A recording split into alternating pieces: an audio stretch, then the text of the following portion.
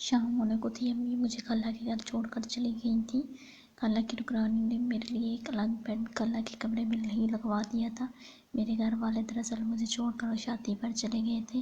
خالہ ایک بڑے سے گھر میں اکیلی رہتی تھی۔ ان کا شوہر اکثر دوسرے شہر کام کے سلسلے میں گیا ہوتا تھا، کبھی مہینہ یا 15 دن بعد واپس آتا۔ مجھے دیکھتے ہی خالہ خوشی سے سرشار ہو کے گلے سے لگا کر پیار کرنے لگی، اور وہاں جاتے ہی میرا رویہ بدل گیا۔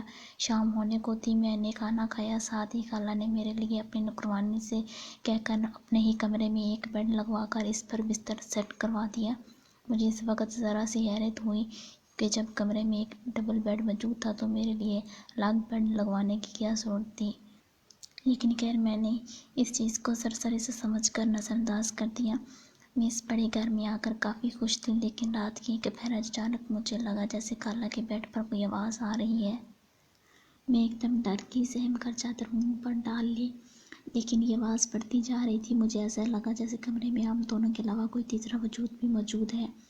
میرے دل کی دھڑکنیں ذرا دیر کو تیز ہو گئی تھیں۔ کمرے میں اندھیرا تھا۔ میں نے فوراً خالہ کو آواز لگائی، خالہ مجھے لگ رہا ہے کمرے میں کوئی ہے۔ خالہ نے بڑے ہی پیار سے جواب دیا، نہیں بیٹی، کمرے میں کون ہو سکتا ہے، بس ہم دونوں ہی تو ہیں۔ خالہ کی بات پر مجھے تسلی نہیں ہوئی۔ میں نے دوبارہ کہا، خالہ لائٹ جلا دیں۔ تب انہوں نے یہ کہہ کر ٹال دیا کہ مجھے روشنی میں نیند نہیں آتی، لیکن جب میں نے انہیں کہا کہ میں آ کر آپ کے پاس سو جاؤں، تب خالہ کی آواز میں ایک دم غصہ آیا۔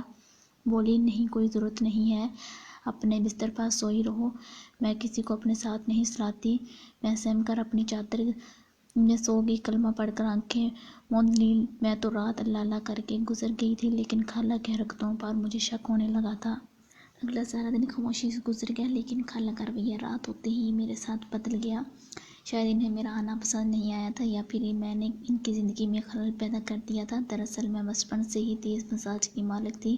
جس عمر میں بچیاں گڑیوں سے کھیلتی ہیں، میں اس عمر میں گڑیوں کو توڑ دیتی تھی۔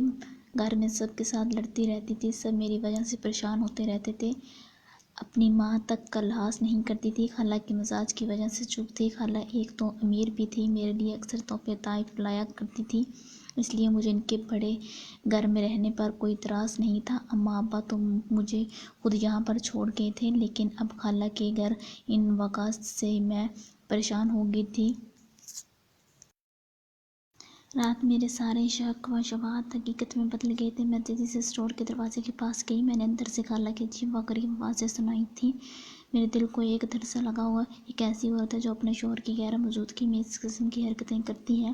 مجھے یہ آوازیں واضح سنائی تو نہیں دے رہی تھیں، جس کی وجہ سے میں سمجھ نہیں پا رہی تھی کہ خالہ کیا کر رہی ہے۔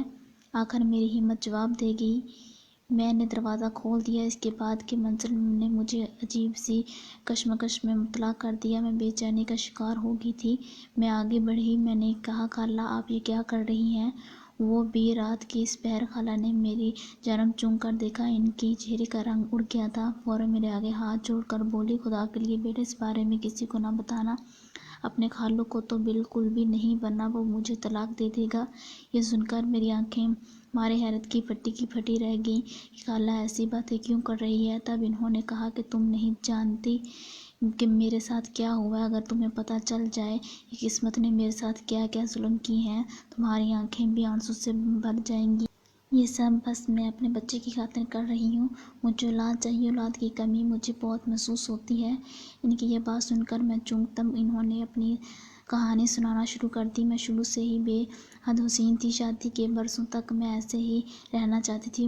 تمہارے خالو سے میری پسند کی شادی ہوئی، بڑا گھر تھا، ان کے خاندان کی نیک نامی پورے علاقے میں مشہور تھی، سو ہماری شادی بآسانی ہو گئی۔ لیکن شادی کے کچھ ماہ بعد ہی اللہ نے مجھے ماں بننے کا شرف بخشا، مگر حسن اور جوانی کی خمار میں اس قدر مدہوش ہو چکی تھی کہ میرے نزدیک اولاد کی کوئی اہمیت نہیں تھی۔ ایک روز ہمارے ایک محلے میں ایک عورت رہتی تھی، وہ میرے پاس آئی، میں نے اسے اپنے بچے کے بارے میں بتایا۔ وہ ایک دم چونکی اور بولی، تسلیم تم بچہ پیدا کر کے اپنے گلے میں کیوں ڈالنا چاہتی ہو؟ تم تو ابھی بہت خوبصورت اور جوان ہو، تمہارے مستقبل میں کامیابیاں ہی کامیابیاں ہیں، تم اس طرح بچے کے جملے پر کر کے اپنی جوانی کیوں برباد کر رہی ہو؟ تم اس بچے کا کام تمام کرو اور میں تمہیں ایک ڈائریکٹر سے ملواؤں گی جو تمہیں فلم اور ڈراموں میں کام دے گا۔ یہ سن کر میرے منہ سے رال ٹپکنے لگی۔ شروع سے میرا خواب یہی تھا کہ میں ٹی وی پر آؤں، اور جب آج میرا خواب پورا ہونے والا تھا تو اس بچے کی وجہ سے کیوں پیچھے ہٹوں؟ وہ بھی ابھی دنیا میں آیا ہی نہیں تھا۔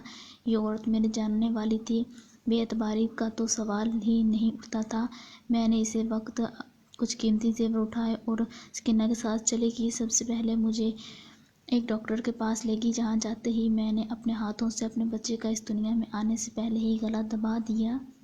ڈاکٹر نے مجھے پہلے سے ہی آگاہ کر دیا تھا کہ اگر میں اس بچے کو ضائع کرواؤں گی تو دوبارہ کبھی ماں نہیں بن پاؤں گی، مگر مجھے ان ساری باتوں سے کچھ دلچسپی نہیں تھی۔ میں نے اس بچے سے جان چھڑوائی۔ پھر سکینہ مجھے اپنے ساتھ دوسرے شہر لے گئی۔ زیور وغیرہ تو میں نے پہلے ہی ضمانت کے طور پر دے دیے تھے۔ گاڑی سے اترنے کے بعد کافی دیر تک پیدل فاصلہ طے کر کے ہم ایک گھر میں داخل ہوئے۔ اس گھر میں قدم رکھتے ہی اندر کا منظر دیکھ کر میرے چہرے کے سارے رنگ ایک ایک کر کے اڑ گئے۔ لڑکیوں کے چہرے میک اپ سے ہٹے ہوئے تھے، نیم بھرنا لباس میں رقص کرتی لڑکیاں اور ان کے ارد گرد جھومتے مردوں۔